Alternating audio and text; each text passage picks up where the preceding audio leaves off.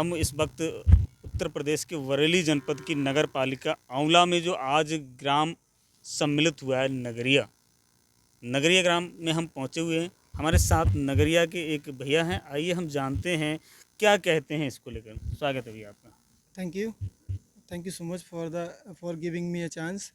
मैं रवि कुमार सिंह ग्राम नगरीय सदन में रहता हूँ। वैसे मैं अंग्रेजी का अध्यापक हूँ श्री सुभाष इंटर कॉलेज आंवला में। कल ये खबर जब हमें मिली थी कि नगरीय सदन को शहर में सम्मिलित कर लिया गया है, तो मुझे इतनी खुशी हुई कि मैं जल्दी से मिठाई वाली दुकान पे गया और आधा किलो मिठाई ली और चेयरमैन साहब को मिठाई खिलाने के लिए बड़े दिल से, मेरा फ़ोटो भी अगर देखोगे मैंने फेसबुक पे अपलोड किए हैं, तो मेरे चेहरे पे एक अलग खुशी थी। खुशी का राज एक ये नहीं था कि मतलब कहीं ना कहीं राजनीतिक पॉइंट ऑफ व्यू से, मैं गांव के पॉइंट ऑफ व्यू से सोच रहा था। गांव के पॉइंट ऑफ व्यू से क्या सोच रहा था, अभी ये स्कूल देख लो, ये स्कूल है और इस नाले की मैंने देखा कि इस 3-3 महीने यहाँ पर नाले पे इतनी घास जम जाती है, इतनी गंदगी होती है, बच्चे आते हैं बेचारे, कभी कभी कूद कूद के जाते हैं, इतना पानी भर जाता है, ऐसी स्थिति होती है इसकी। तो मुझे बहुत दुख होता है। जब ये नगर पालिका में सम्मिलित हो जाएगा तो यहाँ पर डेली सफाई होगी, डेली सफाई होगी। और जो मोदी जी का प्लान है ना, स्वच्छता स्वच्छता अभियान, जो मोदी जी ने मतलब मोदी जी जो इसके ब्रांड एम्बेसडर हैं और कह सकते हो कि सबसे ज़्यादा मेन पायोनियर हैं, उनका जो सपना है उसको साकार होने में बहुत कम समय लगेगा। तो सबसे अच्छी बात है कि साफ़ सफाई इतनी अच्छे से होगी। हर गली गली मोहल्ले में हर किसी के जो लोग डेली शिकायत करते हैं, मैं तो डेली देखता हूँ, डेली शिकायत क्या होती है, अरे साहब हमारे सफाई वाला नहीं आ रहा है। तो सबसे बड़ी अगर समस्या क्या है गाँव की, हमारे सफाई सफाई अच्छे से हर डेली सुबह आएंगे, सफाई होगी, तो इससे अच्छी बात क्या होगी। मैंने देखा है पॉजिटिव एनर्जी जो मिलती है ना, पॉजिटिव एनर्जी मिलती है, सब कुछ अच्छा दिखे। मतलब गांव में अगर पेड़ पौधे हैं, हरियाली है, साफ़ सफाई है, ठीक है, तो आपको पॉजिटिव एनर्जी मिलेगी, जाहिर सी बात है।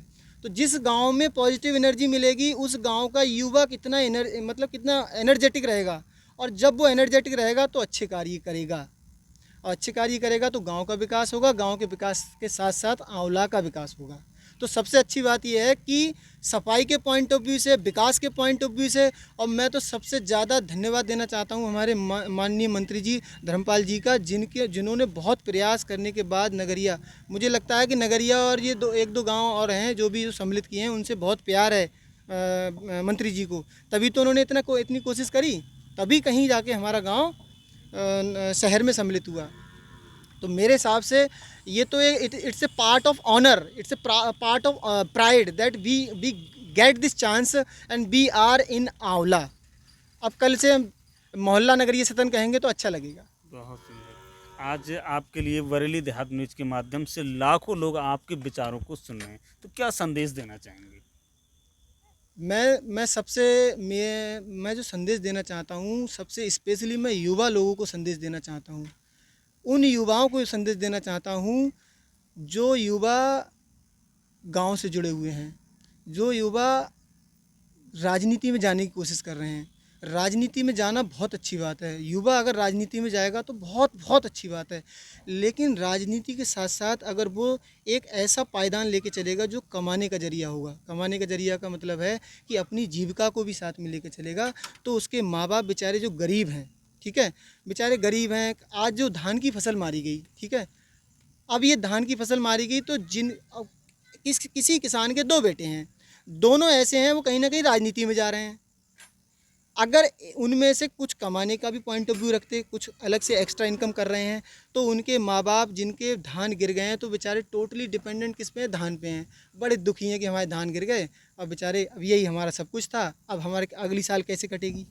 अगर उनके बच्चे साथ साथ पैसे कमाएंगे और राजनीति में रहेंगे, दोनों काम अगर वो कर सकते हैं, तो सबसे पहले ये करें, जिससे क्या होगा कि बेचारे जो गरीब किसान हैं, जो दुखी होते हैं, परेशान होते हैं, वो दुखी होना बंद हो जाएंगे।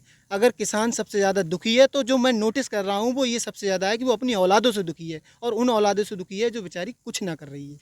तो मेरे हिसाब से किसान का मतलब सीधा सीधा भाई अन्नदाता है। अन्नदाता को दुखी नहीं रहना चाहिए, और दुखी कब नहीं रहेगा, जब उसकी औलाद अच्छी होगी। सबसे मेन बात एक ये। दूसरी बात यह है कि जितने भी युवा हैं, सीधी बात है, अपने मैं तो भाई पेड़ पौधे लगाने का बहुत शौकीन हूँ। आप मेरी फेसबुक और कहीं भी देख सकते हो, मैंने बगिया भी लगा रखी है। तो पेड़ पौधे लगाओ, पेड़ पौधे जब भी टाइम मिले पेड़ पौधे लगाओ, साफ़ सफाई अपने आसपास रखो, ठीक है। बस ये सबसे मेन संदेश है। धन्यवाद। देखिए